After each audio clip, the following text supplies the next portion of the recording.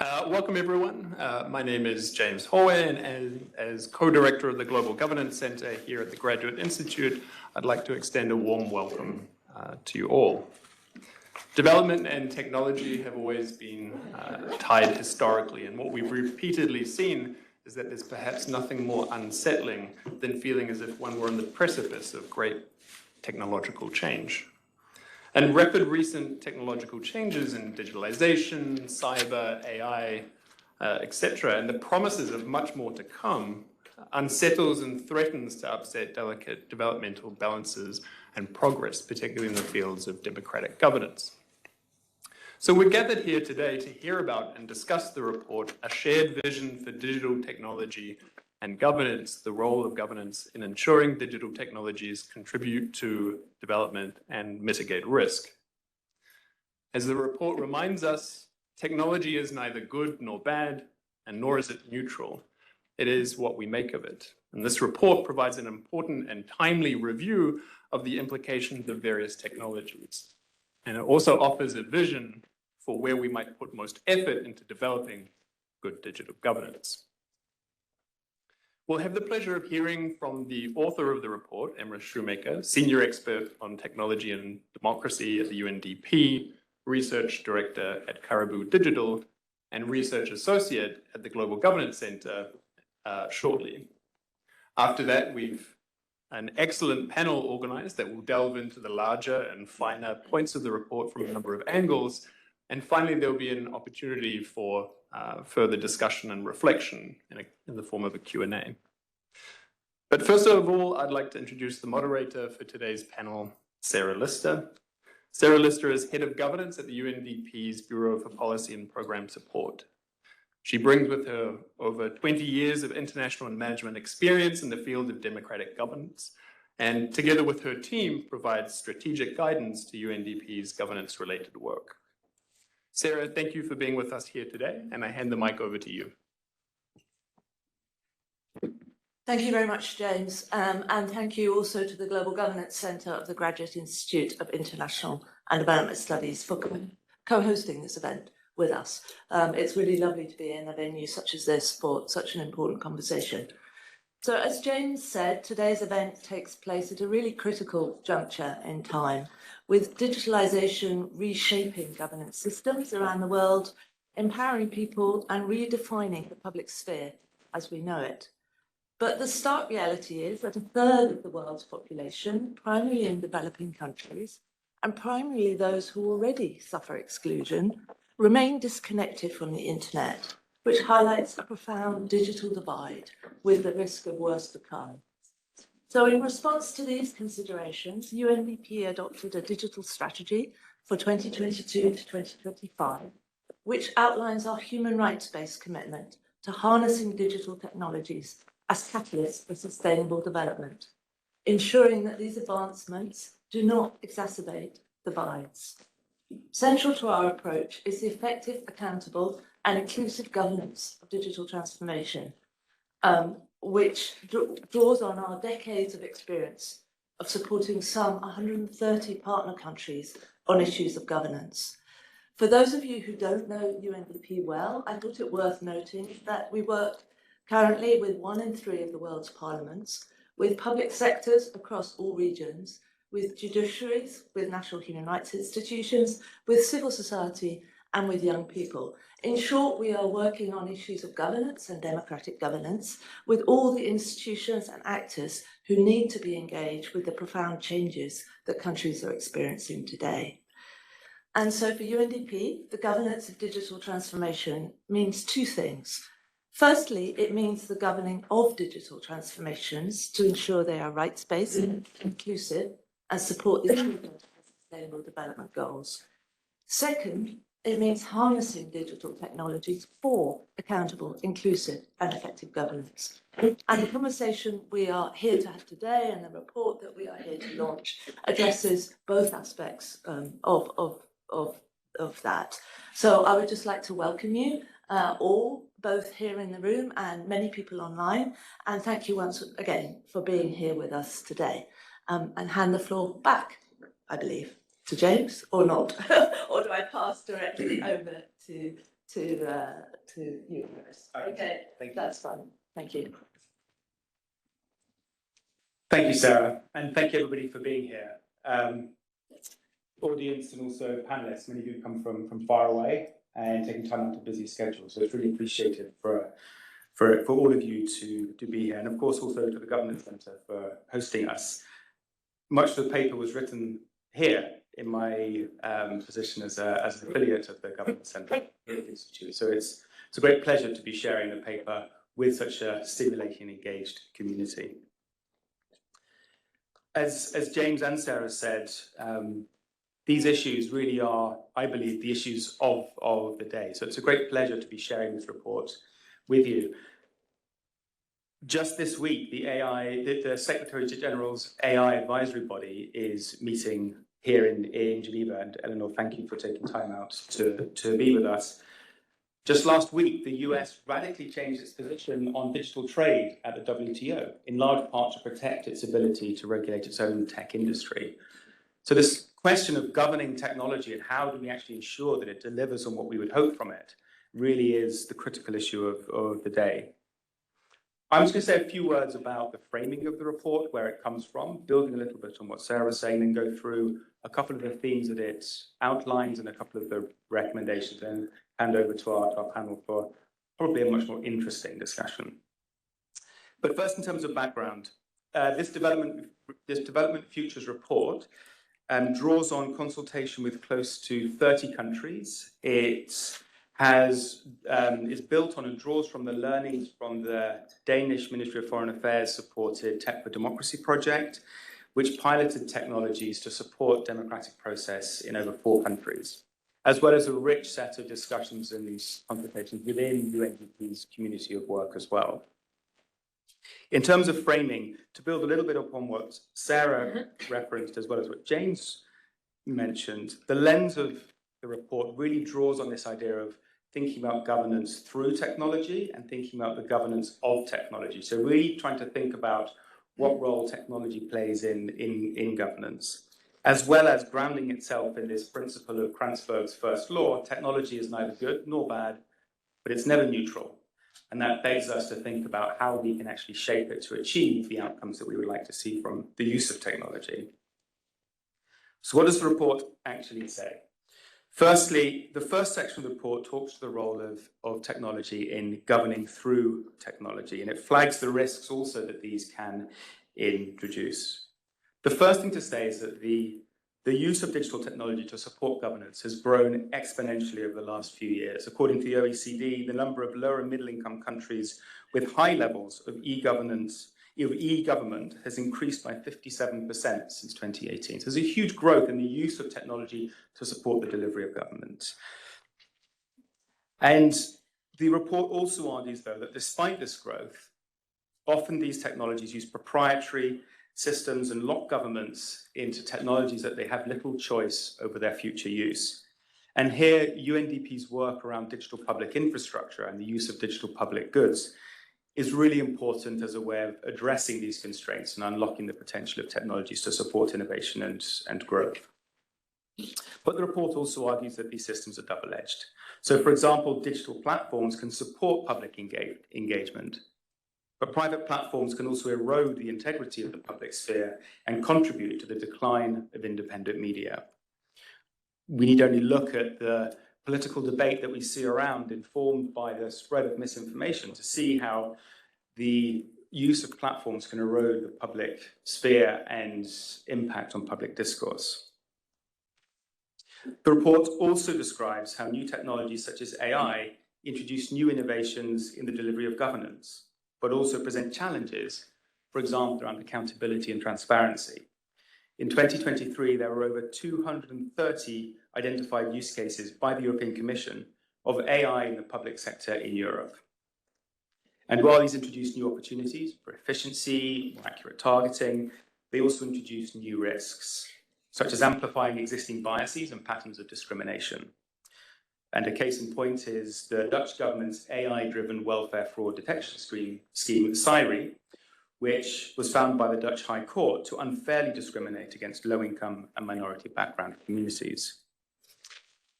So in sum, the first section of the report argues that digital technologies can really play a very powerful role in strengthening the delivery of governance and government services. But these introduce new risks that, paradoxically, demand stronger, more responsive governance to mitigate those very same risks. The second section of the report goes into and looks at the governance of technology. And from this, I'll just share three points. Firstly, the report describes a governance gap that can result in a form of what I call regulatory colonialism. The governance of digital is dominated by a number of poles, the US, EU, and China primarily. And for example, regulations such as GDPR can force global South governments to effectively be rule takers, in that they are forced to comply with these regulatory frameworks in order to travel, to facilitate trade, etc. Or, through lack of capacity, forced to copy and paste the same legislation word for word into domestic law. This can mean the imposition of regulatory frameworks that impose cultural norms. For example, the EU regulatory frameworks around data protection include very particular ideas of privacy, very individualistic accounts of privacy that do not take into account more collectivist community approaches to thinking about privacy. And that can have very significant implications in different contexts where these regulatory frameworks are implemented. And it's not just GDPR. Already we're seeing how the EU's data protection, the digital suite, the Digital Markets Act, Digital Services Act are being copied and shaping consumer protection regulatory efforts in a number of different countries across Africa. And there's pushback against this. For example, the chair of South Africa's information regulator has said that they'll take their own circumstances and goals into account over following standards that are being developed by others, and take their own standards into account to avoid unfairly burdening small businesses without introducing legislation that only very rich companies could afford to implement and adapt to. But this pushback and assertion of regulatory sovereignty also contributes to a further fragmentation of standards, of frameworks and values, and increases the challenges for countries that lack the capacity to engage, limiting efforts to govern technology as a part of a rights-based, inclusive approach to thinking about development and digital transformation. The second point that I'd like to share from this part of the report is that digitalization can transform governance arrangements. So, for example, in consultations, we heard descriptions of how centrally delivered government services, particularly as part of COVID response, disintermediated local authorities, central government delivering services direct to people, impacting and eroding perceptions of local government authority and leading people to turn from local government to alternative sources of authority and legitimacy. We heard description of people would turn instead to the church for guidance around certain decisions and so on that needed to be made. And so the point that the report makes is that when we think about digital transformation, we need to consider how digital transformation implicates the structure of governance and also the location and where authority might actually lie. And of course, this is also increasingly shaped by the role of private sector actors in the delivery of some of these services and the provision of technologies. My third and final point from the report is to share that the governance of broader digital technologies such as AI, platforms, quantum, cybersecurity, etc., are characterized by increasing fragmentation, regulatory competition, foreign policy concerns, and political interests. And the dominance of national interest particularly has limited effective multilateral and multi-stakeholder approaches, as I'm sure members of our panel will respond to also.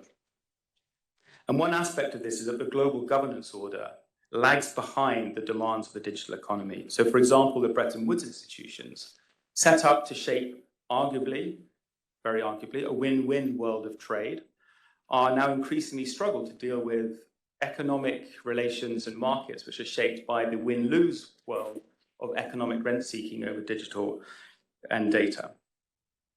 The shifting debates around digital trade at the WTO, arguments over fair taxation, the recent move of debates around taxation from the WTO into the UN, into the General Assembly are reflective of these shifting debates. As a result, though, the global governance order struggles to govern increasingly nationalist trade agreements and the power of transnational technology companies. So where does this leave us? I'm going to share 3 recommendations that come out from the report. There are a number of others. Firstly, for actors seeking to ensure development incomes, there's a really strong need to move from the delivery of digital technology solutions and build on that to think about influencing policy, regulation, and governance. If tech is neither good nor bad, but never neutral, then the focus really needs to expand from delivering digital transformation as a product to thinking about influencing digital transformation as a process. This is a shift that's both possible and also effective. We know that governments and all stakeholders need independent, impartial expertise, not just new technologies, and there's a huge demand for this. Secondly, and perhaps a truism, and I know other panelists will speak to this as well, there's an urgent need for reform of existing global governance to make it fit for the digital age. One example of this is a caution that the report makes against calls for introducing new legislation and new laws that may further the digital divide as countries struggle to adapt to, incorporate, build up the understanding of these new requirements, and instead turn to and support strengthening the capacity and reform of existing legislation, existing governance arrangements to meet the new requirements of the digital age. Third and finally, linked to this, there is an urgent need to support the majority world's capacity to govern digital transformation in their own interest. Countries too often receive advice and guidance from vested interests. We can imagine who they are, I don't need to name names. Instead deserve independent support, a trust team, if you like, of independent expertise that can support countries, including those of the Global South, but more broadly as well, to navigate global governance and global governance frameworks around digital, and to develop appropriate legislation that meets the needs of their own people and their own contexts. There's a lot more to say, and I realize I didn't change the last slide, but just in case you missed what I was saying, it's here. But I'll stop there and hand over to Sarah for our shift to the next panel. Thank you.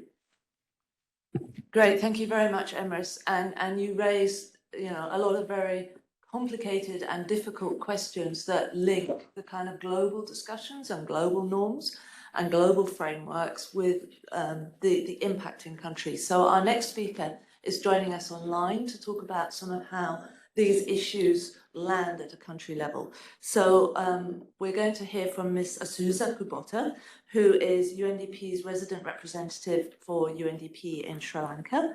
She previously served as, sorry, my phone has gone off now, as UNDP's resident representative in Bhutan for 4 years. And she has had a long and distinguished career with the United Nations.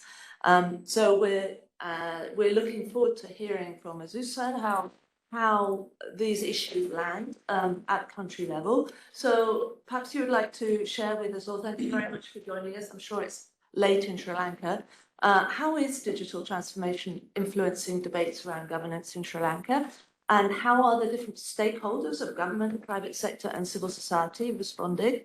And then perhaps a few reflections also on how UNDP is supporting digitalization and governance to support development outcomes, and what sort of challenges do you see in realizing these outcomes? Thank you very much. Thank you. Thank you, Sarah and colleagues. I hope I'm visible and audible. Yes, we hear you well and see you. Very great. Thank you. Thank you for the opportunity to share experiences from Sri Lanka. I'm going to try to answer all of your questions in one go in 8 minutes I was given. So I think the digital journey in Sri Lanka is still new and at a nascent stage. As is the case in many countries, the post-pandemic era riddled with many challenges. I think digital can be a solution to strengthen people's engagement in governance processes, to restore and strengthen social contract and trust in governance institutions. As you know, Sri Lanka is going through the country's worst economic crisis in history. This economic crisis has a very strong underpinning on governance gaps and some of the challenges in, I would say, governance around the economy. And digital solution can be a catalyst in terms of improving service delivery of the institution through efficiency gains and also curbing corruption by taking people's hand out of the process. It can also restore public confidence in public institutions. So from that economic recovery and crisis recovery perspective, digital solutions have been gaining a lot of momentum. And the government's leadership has recently said that digital transformation is really the answer for moving forward. So we are supporting a lot of things at the policy level as well as on the ground. Just to say that in our policy work, we have been working with the government, Ministry of Technology, on the National Digital Strategy 2030. This is sort of the foundation for moving forward in terms of outlining the core principles, such as being inclusive and sustainable, and also strategic areas such as skills and literacy, connected government and digital financial services, and enablers such as legal, regulatory frameworks, digital identity, private investment, and others. So this is where private sector investment comes in to focus in order to create catalytic impact through the strategy.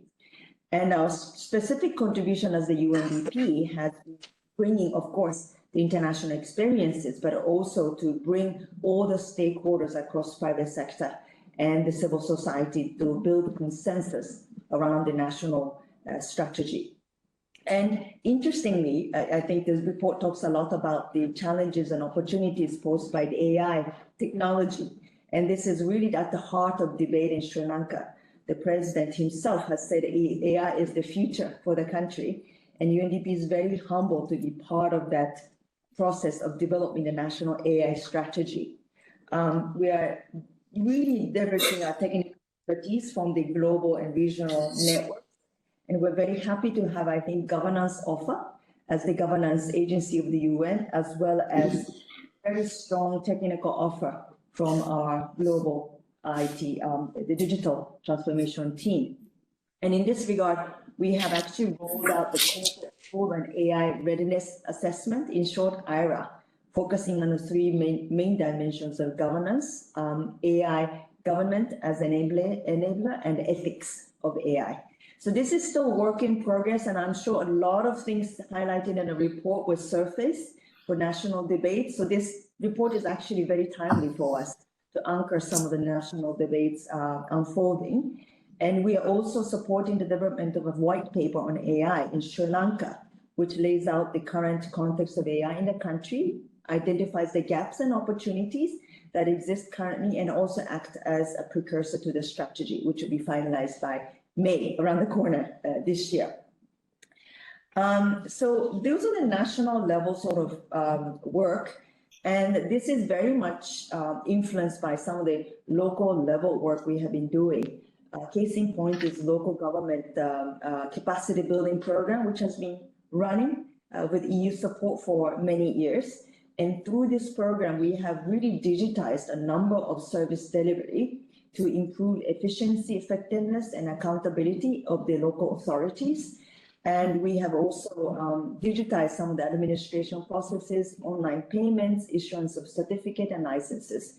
And this obviously has to be coupled with re-engineering of the governance ecosystem around it, meaning re-engineering of the processes, regulatory frameworks, and also building citizens' charter around it so that there's transparency and accountability around, how many days it would take for services to be delivered. So one lesson learned that it's important to invest in a governance ecosystem that accompanies the digital solutions. And we built some lessons around those, and which will be shared at the local government symposium that we are hosting with the Prime Minister's office and Minister of Public Administration to upscale these lessons horizontally, but also vertically as a national offer.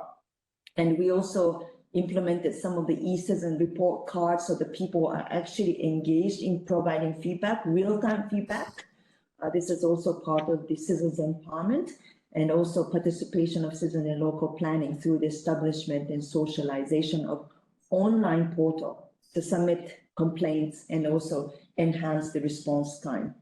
In one location, I even heard of significant financial savings by the introduction of digital solutions. And in times of fast shrinking physical space, in the case of Sri Lanka, which has experienced insolvency, these digital solutions are not just only about bringing about people's confidence in governance systems, but also to show tangible financial savings for the country. And one exciting upcoming work that was just approved by the Joint SDG Fund and Digital Transformation is the introduction of the Civil Registration and Vital Services system together with the WHO. Of course, this is catalytic because Sri Lanka is the only country in South Asia which still doesn't have a functioning CRVS system. And once this is done, it's going to be having exponential impact because it will be linked with national digital ID system. And I think it will have also many positive implications for the elections and the other service delivery. So we're very, very excited about it. And this is one example of how we are bringing the governance diagnostics of the ecosystem with the digital solution. And as we move more decisively into the digital space, obviously, these contemporary challenges that the report talks about surface. And the government has recently established and appointed a data protection authority agency, established under the Personal Data Protection Act. This is, again, very timely and topical for the country. So we are now working with them very closely to debate issues such as data privacy, cybersecurity, and digital inclusion. And as I said, this is still an upcoming debate topic. And I'm sure there's a lot for us to learn from the report, and very much looking forward to liaising with you, Sarah, with your team to seek your guidance in navigating this space. Lessons learned is also, I think the report talks about the digital literacy and the digital divide, which is significant here in Sri Lanka as well. The digital literacy rate is about 60% in Sri Lanka, but this is mainly concentrated in urban areas in Colombo. And when it comes to financial inclusion, we're working with the central bank, and the digital literacy, financial literacy is a key part of it, also bringing, especially rural in the financial space. So incidentally, we are working with the Prime Minister's Office on a new national education policy framework. So we are putting significant emphasis on digital transformation and digital literacy in the national education framework. So you can see we're not just looking at the hardware and software part of the digital transformation, but the ecosystem that will sustain these investments. And there's going to be several modules on digital transformation, also learning lessons from the UNDP's corporate digital offer on innovation and digital team, which has been also rolled out in a number of country offices around the region. So as I said, some of the key lessons learned is that the technology solutions are probably the easiest part. We often start our digital initiatives from the tech part, right? The apps and the softwares and hardwares. But we learned in a very hard way, 80% of our investments come in governance. Governance meaning connecting institutions, working on regulatory frameworks, also bringing about ecosystem where information sharing can be seamless. And this is where I think UNDP's comparative advantage comes in, and we have to get this right. And we can do that because we are a governance institution where we have access to multiple institutions, connecting the dots, connecting partnerships, and bringing in the cutting edge technology. So I stop here. I think Sarah is indicating my time is up, but thank you so much for the opportunity, and looking forward to coming in later on with more questions. Over to you. Great. Thank you so much, Azusa. I thought that was so useful to hear. Is my mic on? Yes. So useful to hear how some of these issues all land in a country, and the complexity of the issues and dynamics that need to be addressed. So Azusa mentioned that, the serious economic crisis going on in Sri Lanka. There's also a number of political complexities. I know we're going to hear a bit more from Geneva later. And then the need to bring multiple stakeholders together. And also there's national strategies and national approaches, but there's also sub-national capacities that need to be addressed. And this need to bring together the digital and the governance elements. And I will remember what you said, that the tech is the easy part. I will use that phrase more frequently with my own colleagues on the tech side of our house, that 80% of the investment and work and support must be around the governance and the governance ecosystems on these so that was really, really helpful. Thank you so much for that intervention. So now we've heard a little bit about the report, and I hope somebody has posted somewhere a link so that people can download it and read it. So we're going to turn now to a panel discussion, and I'm moderating a fairly brief panel session with some very interesting speakers to hear from their perspective on these issues. So our first panelist is Jonas Pasquier. Jonas is the head of global affairs at the Permanent Mission of Switzerland to the United Nations and other international organizations in Geneva. His team covers digital policy, among many other cross-cutting topics, including health and the environment. Thank you very much for joining us here today. We'd like to hear your reflections on Emrys's paper and what you've heard so far. Do these issues resonate with the discussions that you hear within Geneva's digital policy ecosystem? Can you speak a little on those issues? Thank you. Thank you so much. I'll try to go a little bit nearer to the mic. No, thank you so much for the invitation, but also for laying out today's discussion with those concrete examples. Also very useful to hear from colleagues working on the ground. Indeed, based in Geneva, we cover more those issues with regards to global governance, how you govern, how you should govern tech. But this is super important to remember.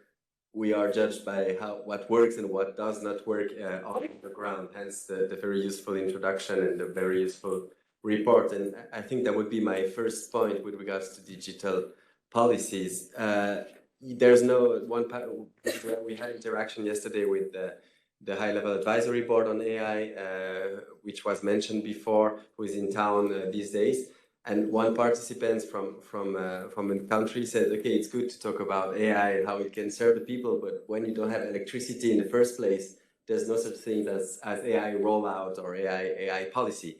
So I think development of infrastructure at local, regional level continues to be of paramount importance to lay the ground for really harnessing the potential of digital technologies there. UNDP plays of course a key role. Switzerland is really proud to be among the UNDP's top donors. I would also mention other actors in Geneva, ITU, of course, the telecommunication, well, originally Telegraph Union, but of course it has evolved and the needs and the infrastructure has evolved. But with this approach also of aggregate demands to also reduce costs for infrastructure at the local level, this is obviously of key importance, even when we think about frontier technologies or AI. Second, the issue of capacity building. I think it has come it was mentioned in Sri Lanka. It's mentioned in the report. This is something we feel quite strongly here. Here, it's not that I would challenge the notion, but I would actually broaden the notion of capacity building. It's too simplistic to think the global north has all the knowledge and the global south doesn't. We feel, especially with the pace of technological change, there's a need to build capacity in the public sector and at the level of civil servants pretty much everywhere. It's a little bit also the public sector playing catch up with a few actors from the private sectors. So this is really of key importance. Also very, very happy to see the engagement of the Graduate Institute on that one, but also some other actors in Geneva who also build capacity towards people like me or to permanent missions with less capacity than the Swiss mission, Diplo Foundation or the Simon Institute, who are also hosted in these walls. So I think this is really something where we see also a need and at the same time a contribution that can be made by Geneva. And my third point, and then I'll stop at this point of the discussion, but it's also how we think Geneva is the really the right place to advance this conversation, not only by linking operational and the field experience to policy discussion, but also with the wealth of sectoral expertise it has with regards to digital governance. I mentioned ITU and the infrastructure part, but of course the human rights norms, they play a crucial role. Global health and the WHO and other actors who also have there's a great potential there also to harness digital technologies to advance the global agenda, environment, and so on and so forth. I would just, on that one, maybe also say with the issue of fragmentation, it is fragmented, maybe the digital governance landscape. We may have to prepare ourselves to even more fragmentations, and what I think there's a lot of thinking in our system. Where should we where does Switzerland is on that one? But what I think, and also when I read the interim report of the high-level advisory board on AI, they talk about interoperability of governance framework, which is already an advice to just be ready for this patchwork of governance framework, but with the idea, the need to have everyone being able to engage. This is the capacity building part, but also having those different framework grounded in common norms. And we don't need to reinvent those norms. We have the human rights architecture, we have the SDGs that should be the guardrails of any new technologies and the way we use them for the public and for the common good. But I think this would be an interesting notion to discuss. It's how to best embrace fragmentation in a way rather than try to stop it, which is in my opinion a little too late. Thank you. Thank you very much indeed for those very interesting reflections, including on your perspective on the importance of the discussions and Geneva and the convening space.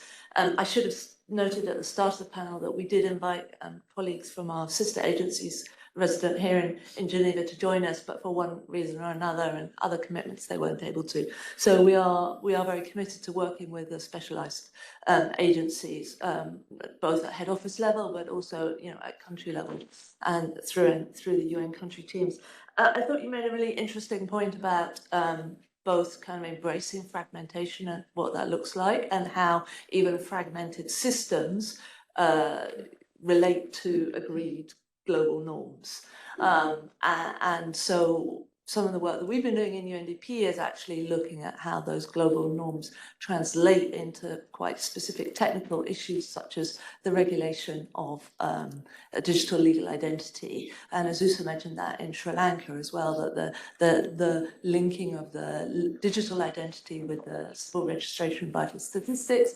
And so we have also been looking at how global norms and agreed human rights frameworks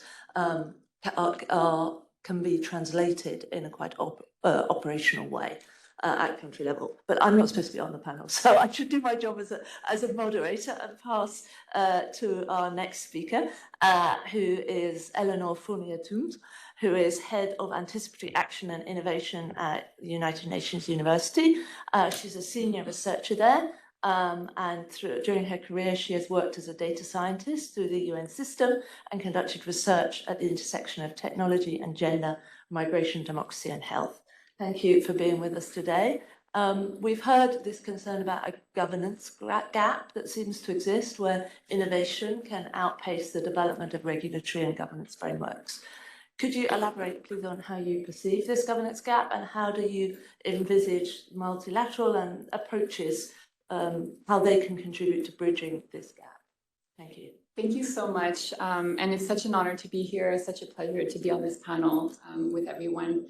I think when you gave the introduction, you gave me an idea in terms of answering your question, and that's my background, which is as a data scientist. And the reason that I started working in AI policy is because from a grassroots perspective, I was building data science tools inside the UN, working for humanitarian aid in particular, and thinking there has to be a way, along with other colleagues, we have to find a way to make these technologies safer. And so you see in the short history of AI governance, you see the rumblings of AI governance happen really at the grassroots level at the beginning until it starts becoming adopted.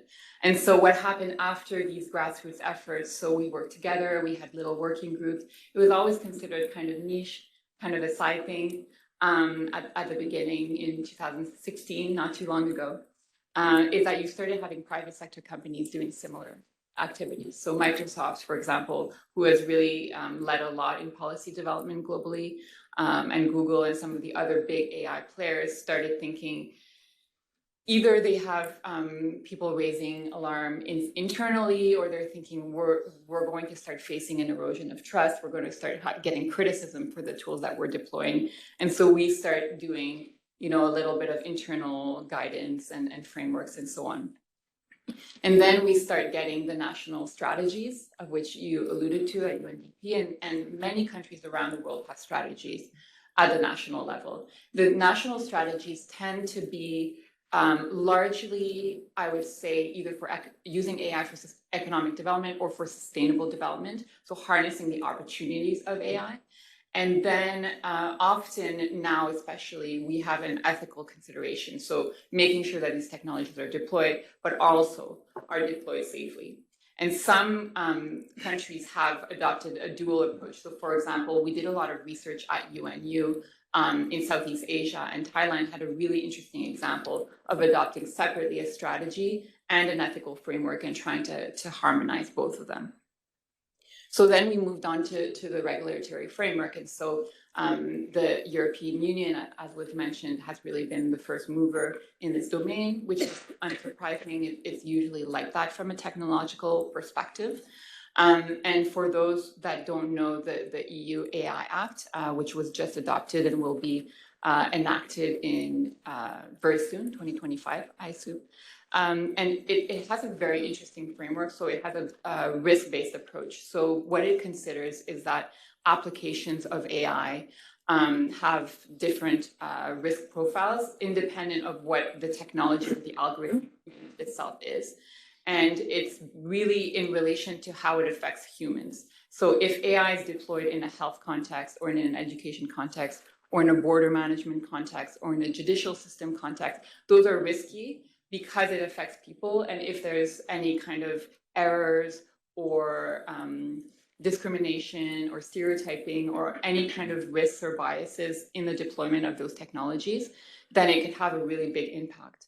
And this kind of loops back to my previous experience in humanitarian AI, because the impact of humanitarian AI, on one hand, could be quite positive and helpful because there's always so many needs for optimization, for understanding better humanitarian context. And there's a lot of use cases of AI in a humanitarian context. But if it goes wrong, it could really affect people's lives in a very, very negative way. And so these are examples of high-risk AI that now are addressed more in the European Union context. And so what the European Union proposes is that these kinds of technologies would have to be certified before they're deployed to the public. And this is really revolutionary from an AI developer perspective, because in the last decade or so, anybody who's built AI has been completely free to do whatever they want. So much autonomy, so much kind of freedom and lack of accountability, because it was always considered that only certain people know how to do AI. It's kind of a black box. And I experienced that myself. Learn a few tricks and tips and tricks, then nobody checks what you're doing, and people think it's kind of magical. This was really the landscape of AI not that long ago, 5 years ago. That's what people were doing, really with no accountability. So it's changed a lot. And so that brings us to the global governance perspective. And I think there's several reasons why there's been a call recently for the UN to take a leading role in the global governance of AI.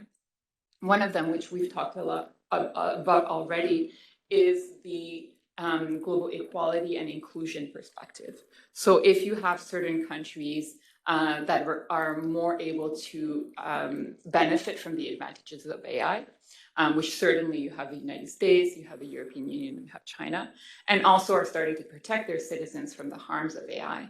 And then you have other countries that are not able to quite harness the benefits, that don't have the capacity yet to really develop their own tools properly, and that don't necessarily have the autonomy or the power to properly protect their citizens when it comes to AI tools that are deployed in their countries, maybe by other countries.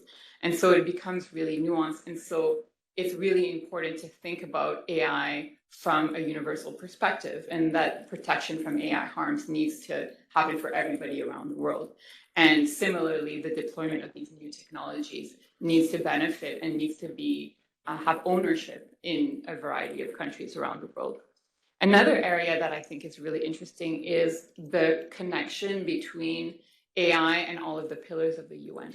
So AI has a really big impact on peace and security. And so we've mentioned misinformation. I would say disinformation is something really, really striking, which is the propagation of false information, but on purpose to harm. And that's really, really taken off in terms of the use of AI for disinformation in the last year or two. Because in the past, we've thought of disinformation as something that could be propagated through recommendation systems and social media algorithms, which is AI.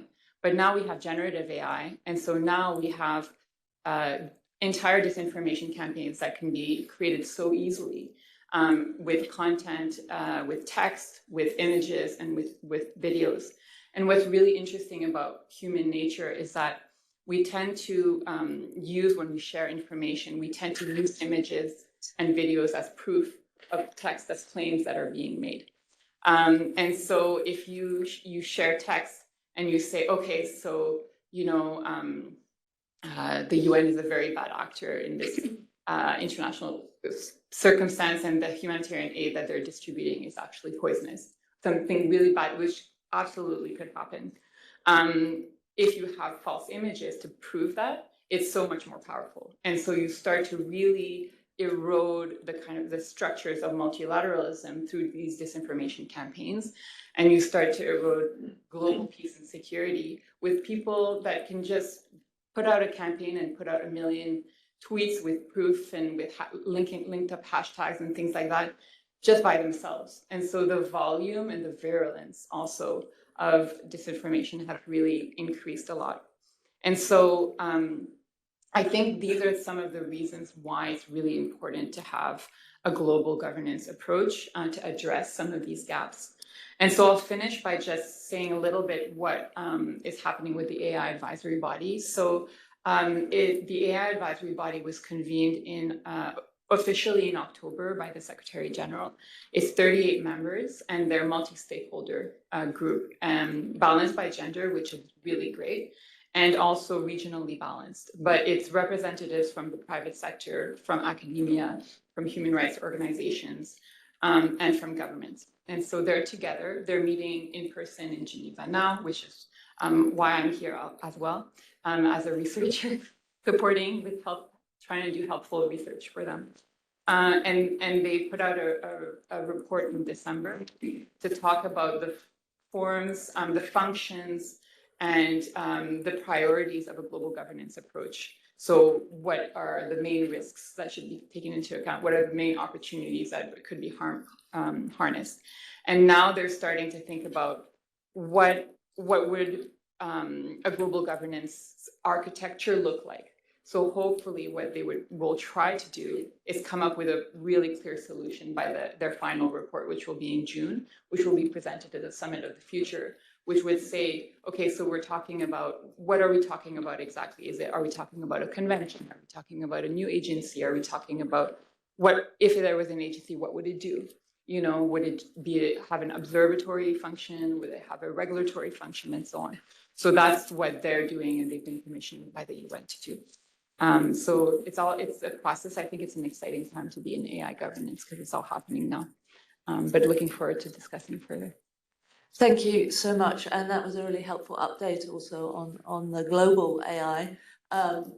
processes, but you also started your intervention by noting that the seeds of it are also much more localized by that, and that's really the conversation we're also having today, is how do you link those global processes that can seem very remote from the national and the subnational governance structures and processes that need to be capacitated to deal with that. And I thought you made a very interesting reflection about, you can learn a few tips and tricks and then nobody bothers you on these issues. And I have spent a lot of my career with the governance and democratic governance colleagues, and I do reflect that many of us don't feel very comfortable in this space. We don't necessarily have the language, we don't necessarily understand all the technology. And so perhaps we're a little bit hesitant about actually talking about what we do know around accountable, inclusive and effective governance, and what structures need to be in place and the principles and norms around that.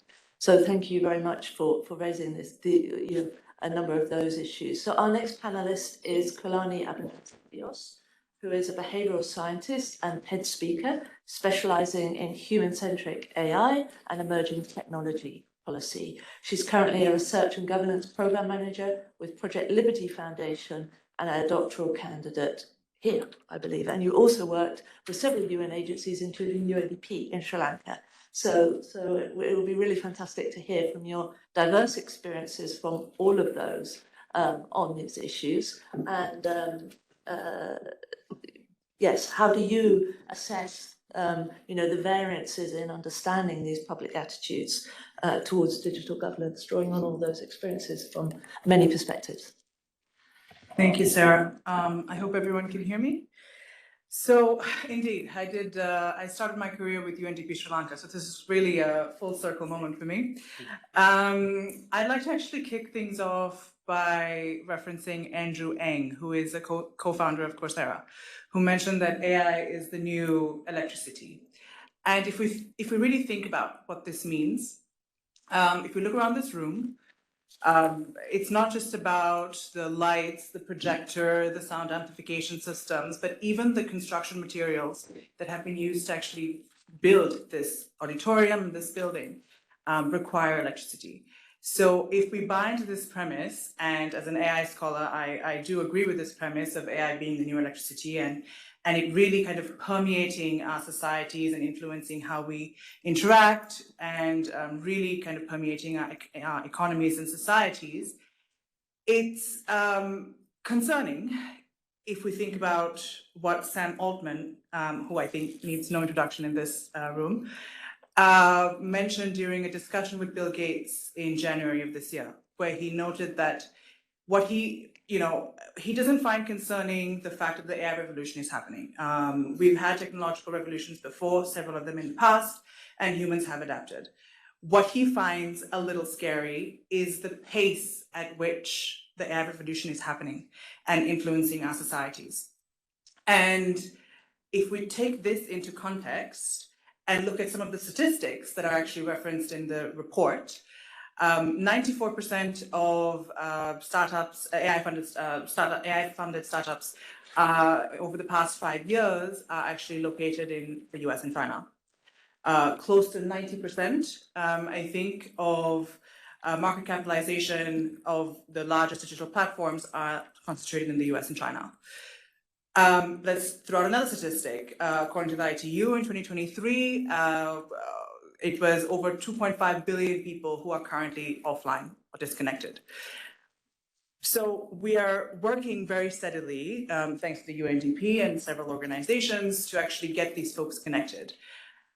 To me, though, the question is, what happens once they are connected, right? Will they actually become data points, essentially to be harnessed to drive the algorithms that power the applications and the software that's needed in countries which have extremely robust privacy protocols, such as the EU, which has the DMA, EU AI Act, GDPR, and so on. So, and what kinds of questions do we need to ask to ensure that that we can build more robust governance mechanisms that are much more context specific and don't just try to replicate what was, for example, developed by the EU for the EU. And I'm not just talking about developing countries here, right? Different countries have taken extremely different approaches to the governance of data and how data is being used. Even the US has taken a very different approach to the EU. So the question really arises as to how we can adapt more context-specific governance mechanisms and close this governance gap, and very importantly, address knowledge gaps between the different between these different countries. I'd like to, I'll end my remarks by sharing an example of the complexities of that I learned from working at UNDP Sri Lanka, where we were actually on mission deployed. So the UNDP office is based in Colombo, which is the commercial capital of the country, and we were deployed to the northeast of Sri Lanka, which is a lot more rural, to develop their digital public infrastructure and to essentially conduct a scoping mission to understand what's actually needed, and conduct a needs assessment and so on. So we arrived in the Northeast. It was really interesting to have the different discussions. Folks were very excited in the local government ministries to see that we were committed to actually developing the digital public infrastructure, and we talked a lot about the benefits of digitalizing things like, so digital ID is all the rage currently in the EU and the US as well, but we were talking about digital ID, digitalizing IDs and so on in the Northeast in 2018 in Sri Lanka as well. And we were also talking about things like developing a one-stop shop for digitalizing land registries and IDs and so on, to make things to make these processes a lot more fluid. And on our last day of the mission, we had completed our needs assessment, and I put on my behavioral scientist hat and I was kind of walking around the local government offices, and I noticed something, and I kind of asked my colleague, one of the folks at the ministry, where are all the computers? Because I noticed that I actually didn't see any computers in the offices. So there were lots of people, there was lots of paper, but there were no computers. And I thought maybe perhaps, or were they housed in a different building and so on? And they said, oh, actually, we don't have computers for everybody. We just have one computer in one building, and it was a very old desktop computer, which maybe some of you haven't even seen during your lifetimes. So, and this was something which actually we hadn't considered, because a lot of the questions, a lot of the assumptions we have, even coming from Colombo, is that everybody perhaps has a computer, knows how to use a computer, and we realized that we needed to actually build into the resourcing how to actually train people to use a mouse, how to use a keyboard, because they were just not familiar with using software. Things that we have grown up with, essentially, this all requires budgeting, requires resourcing, and so on. So I think we need to assess also the types of questions we ask ourselves when we're talking about digitalization and we're talking about developing digital public infrastructure. I'll end there. Thanks. Thank you very much, especially for that very, illustrative example at the end, which highlights the points that Eleanor also made around, the assumptions you bring and the frameworks that are developed in one place, but will have enormous ramifications in other places as well, and how you bridge those divides. So our final intervention before we open it up for what I'm sure are a lot of interesting discussion and questions is Denisha Decius. She is a program manager at Developing Young Leaders of Tomorrow Today, a DLOT, where she leads the Black Diplomats Academy. With a background in economics and public administration, she has led the delegation of the Black Diplomats Academy to the Permanent Forum on People of African Descent. She strongly advocates for youth inclusion in policy decision-making, ensuring that their voices are heard and policies are shaped with their perspectives in mind. You're currently studying for a double master's in innovation, human development and sustainability at the University of Geneva and a Master of Public Administration for SDGs at Tsinghua University. That all sounds like it's a lot of work. Thank you for joining us today. How do we optimize the governance of digital technologies to create this more inclusive public sphere that prioritizes youth engagement, especially in shaping policies related to the SDGs? And what does this mean practically for young people who, as we know, experience many intersecting forms of marginalization? Thank you very much, and thank you for having me here today. Yes, there's a lot going on in my background, but primarily my work with dialogue has been very a real lived experience I've seen where having youth at the forefront does create change. I believe it's very important to not only create spaces for youth, but ensure that youth have a platform to speak, where they have space to actually make policy recommendations and have their input as well. And when it talks about youth, it's not just, there's different generations of youth, there's different ethnicities, backgrounds, lived experiences that are very important. So also being aware that every person has a different experience and that they have different backgrounds are really important to highlight. So I believe another aspect that has been in the report is that engagement with civil society does create valuable change.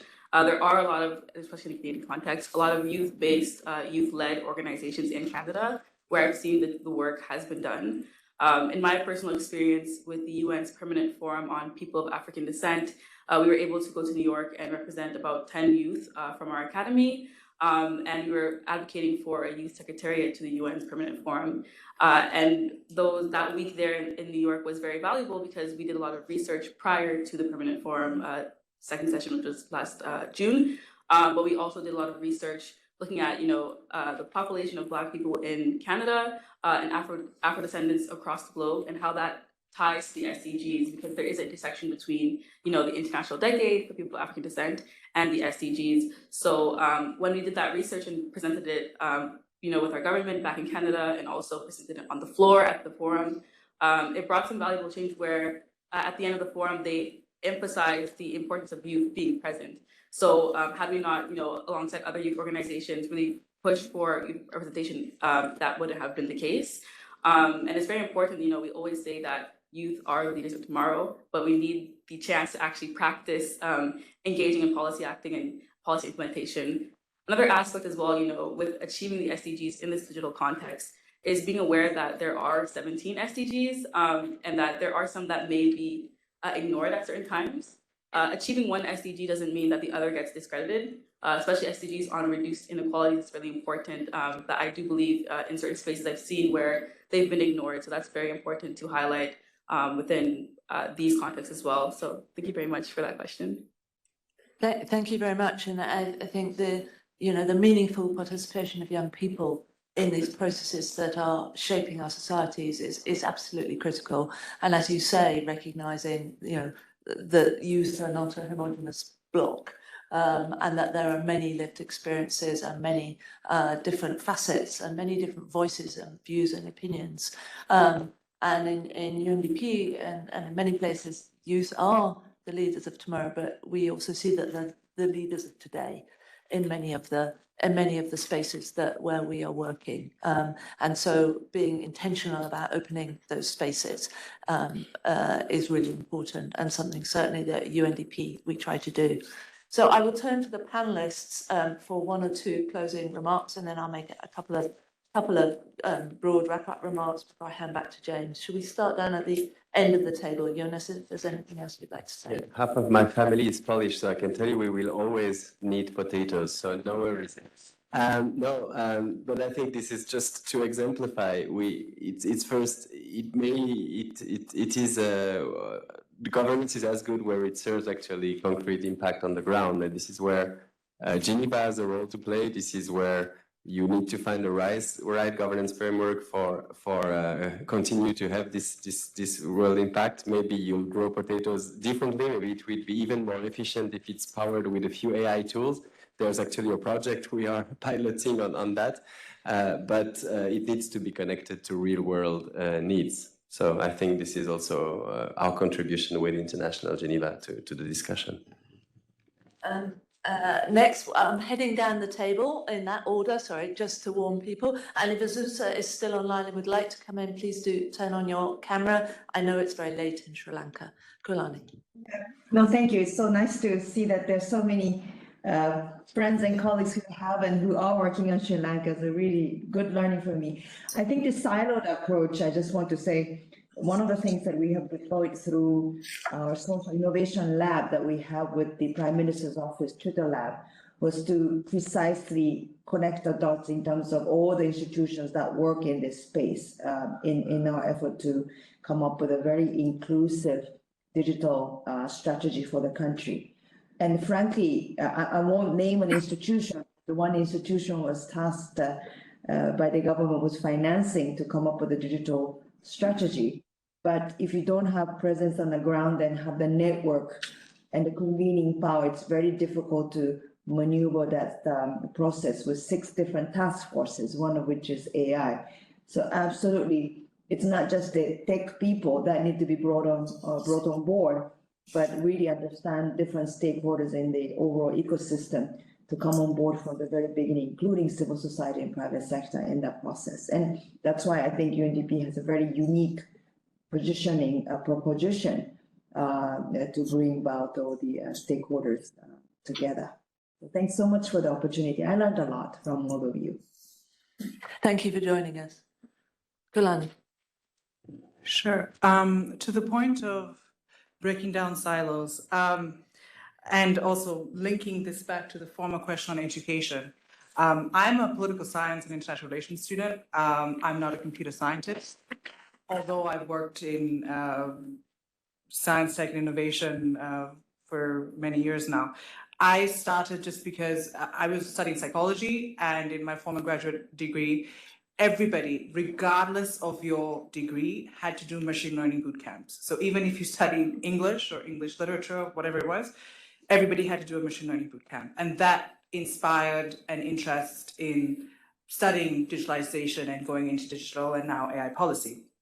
And I think I'm heartened by the fact, and really encouraged by the fact that we're having these conversations here at the GGC, and the fact that, you know, we have education around technology, AI, quantum computing, and so on, is really exploding. And the most important thing, I think, is investment in education around these technologies is exploding.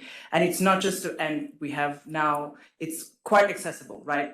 If you have the hardware and the connectivity, you can learn these things online as well. So I think we're taking steps in the right direction. But again, to lead a more dignified life with these, you know, technologies surrounding us, the question is, what are we prioritizing with our investments? And I think here the UN has a pivotal role to play in terms of looking at how are we talking about privacy, how are AI strategies and other technology strategies being developed and implemented and applied in countries which have certain governance gaps and knowledge gaps as well. And yeah, so I'll end there. Thank you. Emrys. Thank you, Sarah. Thank you, everybody, for being here and sharing the space with us, and panelists particularly for such rich contributions. I think just on this, 2 things. I think on the silo front, I think this is such an important point, and it's an important point at so many levels, from education, as you were showing. And we're looking at sending our 4-year-old to school, and just already aware of how quickly some kids get streamed. You know, it's all the way through to another anecdote. A colleague of mine was providing support to the Sri Lankan government on data protection. He walks into the Prime Minister's office, and the Prime Minister's Chief of Staff says, "Tell me about digital ID." And it's an entirely different set of categories. So I think one of the things that, when we're thinking about digital, that's really helpful and really important to remember is that at the heart of usually what we're talking about is a question of data. And that we can think about the different technologies, different aspects of it, but fundamentally bring it back to some of the core elements of what is at the heart of these technologies, particularly when we're thinking about rights and risk, what that means for that data, who's using it, how it's going to be used, and so on. The rights over that data are really, really critical questions. And I think in terms of providing support and enabling that understanding, being able to talk about the way that data plays a part in different technologies is really important. in terms of respecting the dignity of people who may not want or be able to be part of managing data, personal data, and so all this talk about managing your own social media profiles, I don't have time I could hardly struggle to get through Facebook and Instagram, let alone the 10 other ones that I'm being asked to sign up for. We're doing some work at the moment with my other hat, my Caribou digital hat, on looking at enabling digital interoperability within the humanitarian sector. And people who are desperate for food really don't want to spend a huge amount of their time thinking about how the data is going to be used. And they shouldn't be asked to as well. What a huge burden to place on people, myself included. And one of the themes that's really coming up very strongly in the interoperability space, and particularly amongst different communities, is this idea of data guardianship. How can we grant certain individuals, communities, institutions, stakeholders a role in managing data on our behalf, so that we don't actually have to spend all of our time going through, no, I don't want this sunglass advert to have access to my data that I've just posted or seen someone post. It's like, who's time to make all those data decisions? Of course, it goes through the health data, personal records, etc. So I think thinking about data, thinking about who has ownership and control over data is a really, really important consideration. The last thing I'll say, these things are so complex. Quantum computing, thinking about new biotechnology, etc. One of the really big gaps that I see is that needs desperate filling is science communication. Really effective, clear understanding of how technologies work, what they do, what differences they make. And colleagues of mine at Caribou are using generative AI to build worlds, to explain how the technologies they're working on, space tech, what changes that can bring about in Burma. It's really powerful to see people being able to understand what technologies and practice can look like without necessarily understanding kind of how they actually work in terms of code. I'll stop there. Thank you so much, everyone. It was such a pleasure to be on this panel. There's so many things that have been spoken about. I think because we're in Geneva, I want to pull on one little thread, which was the public sphere thread, and let's praise the digital transformation of the public sphere, which draws actually from a book by Habermas. I don't know if I read it, from 1957. I know because I did my PhD and my master's on this. Very upset. Which was called The Structural Transformation of the Public Sphere. And the book was talking about how at the time, new technologies were being adopted, namely TV and radio, and that it was allowing, it was causing citizens to receive information without the ability to participate back. And the public sphere is really supposed to be the space where where citizens can participate in policy definition and design and in adoption between elections. And so things have really changed from a space where people would receive information from kind of unidirectional media to now these spaces where there's a lot of interaction and dialogue. And so the AI-powered space online has a lot of, it's very controversial, has a lot of risk, but it has also completely changed the nature of how we present ourselves and how we interact with our policymakers and shape our ideas together.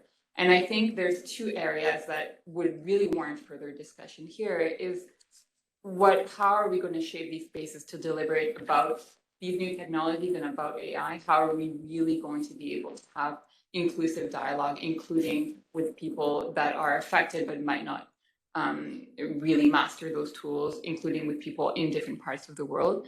And then how can we use AI to increase and improve deliberation, which I think is a really, really interesting kind of new field and a new stream that would really warrant further research and discussion. So I'll leave it at that, and but very happy to discuss more further. Thank you. And to the earlier point on education and the silos, especially in education systems, I think it takes an extra step further as well as being aware of silos within the field as well. Like Emrys said in the report, AI and technology is not good or bad, neither neutral, and that's really important to highlight because there are cases where bias from those making the technologies that is reflected in the technology. In the report, there was an example of a case in the Dutch system with the welfare fraud detection system, where it has shown that it was detecting and targeting lower income and minority background communities. And it's really important that there's cross-sector partnerships here and where there's education on diversity and inclusion, highlighting that, there are biases that exist that might be, conscious or unconscious at the same time. But so it's really important to highlight these things within building these technologies as well. So thank you. Thank you very much indeed. And so we are at time, and I apologise if some people thought it was going to finish 15 minutes ago. I think there was some confusion also around that. So, but thank you for staying online and in the room. So I have 4 very quick points, actually. I'm not going to attempt to wrap up a really rich conversation in any depth. But the first one is just, the broad recognition here of the importance and the complexity of governing digital technology and transformation. We've talked about a whole range of issues at different levels: global, national, subnational, and interlinkages, private sector government, civil society. It's a very complex and important space, and as colleagues have said, we tend to be quite siloed. So the importance of having these types of conversations, and we see the paper that we're launching today as a contribution to opening up that. My second point was one that I'm not going to say very much about because Eleanor's just talked about it. Happy to have found another Habermas fan. We talk a lot in UNDP about the inclusive and open public sphere. And this is one of those areas that, the importance of civic space and public debate and dialogue, and that being in place for the government of digital transformation. And my point here is also, I think it's not just around the digital aspects of that, but it's also the non-digital in contexts where there are shrinking civic space and reduced capacity to engage. How are these really important conversations to take place, and what are the capacities of people to engage in that? My third point is sort of related to this thread around the urgent reality of discussions on the governance gap, but the fragmenting multilateralism. And there was a point raised about the role of the UN, but there's other multilateral entities in this space, and what is the legitimacy and the value added of them in this space? Where are the multilateral spaces where these actors can come together?